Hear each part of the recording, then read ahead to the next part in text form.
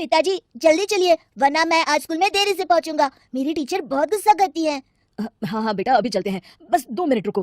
तभी रमेश की पत्नी कमरे से बाहर आती है और रमेश से कहती है, सुनिए जी, आज शाम को आप ऑफिस से जरा जल्दी घर आ जाइएगा। याद है ना, आज आपको मुझे शॉपिंग कराने के लिए लेकर जाना है। अरे भाग्यवान, इस महीने हाथ जरा तंग है। मेरी मानो तो शॉपिंग का विचार कुछ दिनों के लिए अपने दिमाग से निकाल ही दो। मैं तुम्हें अगले महीने पक्का शॉपिंग कराने ले जाऊंगा। अभी मुझे चलना चाहिए वरना राजू को स्कूल पहुंचने में देर हो जाएगी। देखिए जी, अब आपके ये बहाने पुराने हो चुके हैं। मैं कुछ नहीं जानती। आज शाम को मुझे शॉपिंग करने जाना है, मतलब जाना है। आगे आपकी मर्जी।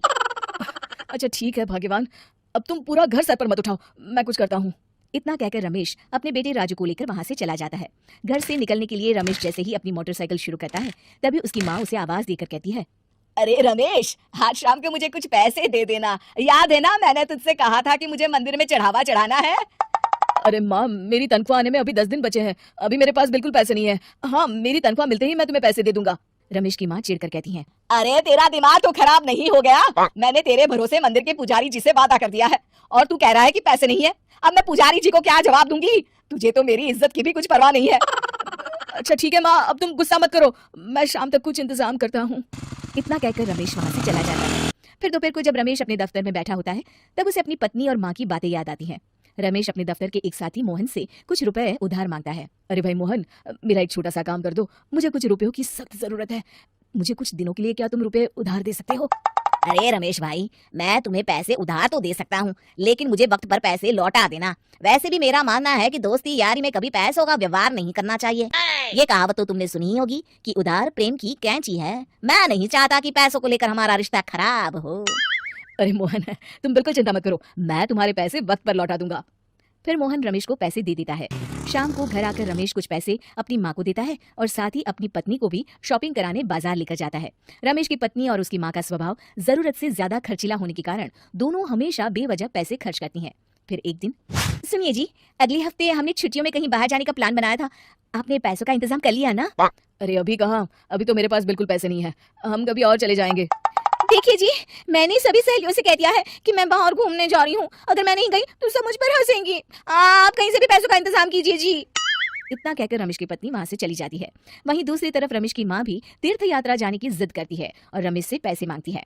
फिर अगले दिन रमेश एक सेठ से पैसे उधार लेकर अपनी पत्नी और बेटे को घुमाने ले जाता है और अपनी माँ को भी तीर्थ यात्रा पर भेज देता है। लेकिन जैसे ही रमेश अपनी छुट्टियां बिताकर वापस आता है, कर्जदार उसका जीना मुश्किल कर देते हैं। इतना ज्यादा कर्ज एक साथ अपने ऊपर देख रमेश काफी परेशान रहने लगता है। फिर एक दिन राजू की स्कूल की फीस वक्त पर न भर पाने के कारण रमेश को स्कूल में बुलाया जाता है। स्कूल के प्रिंसिपल साहब रमेश को सख्त हिदायत देते हैं कि अगर वक्त पर स्कूल की फीस नहीं भरी गई तो उनके बेटे का नाम स्कूल से काट दिया जाएगा।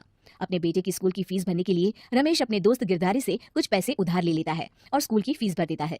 रमेश की माँ और उसकी पत्नी खर्चे और घर की जिम्मेदारी संभालते संभालते धीरे धीरे रमेश पूरी तरह कर्ज में डूब जाता है। और तभी एक दिन दफ्तर में काम करते समय रमेश की तबीयत अचानक बिगड़ जाती है और वो बेहोश होकर गिर पड़ता है। उसे जल्दी से पास के एक अस्पताल में भर्ती कराया जाता है।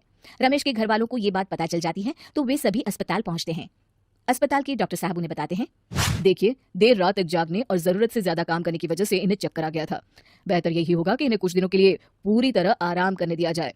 रमेश की हालत देखकर उसके बेटे राजू को बहुत गुस्सा आता है और वो अपनी दादी और माँ से कहता है, माँ, दादी, मैं इतना छोटा हूँ फिर भी मैं इतना समझता हूँ कि पिताजी दिन रात दफ्तर में काम करके पैसे कमाते हैं। पिताजी अकेला पूरा घर संभालते हैं और आप दोनों अपने फिजूल के खर्चों के लिए उन पर दबाव डालते रहते हैं। आज पिताजी की हालत के जिम्मेदार तो आप दोनों हैं। राजू की समझदारी भरी बातें सुनकर रमेश की माँ और पत्नी को अपनी गलती का एहसास होता है और दोनों की आंखों में आंसू आ जाते हैं। फिर कुछ दिनों के बाद रमेश की तबीयत एकदम अच्छी हो जाती है और वो पहले की तरह अपने काम पर जाने लगता है। रमेश की माँ और पत्नी अब उसे किसी प्रकार की कोई तकलीफ नहीं देते और ना ही उससे किसी चीज की मांग करते हैं।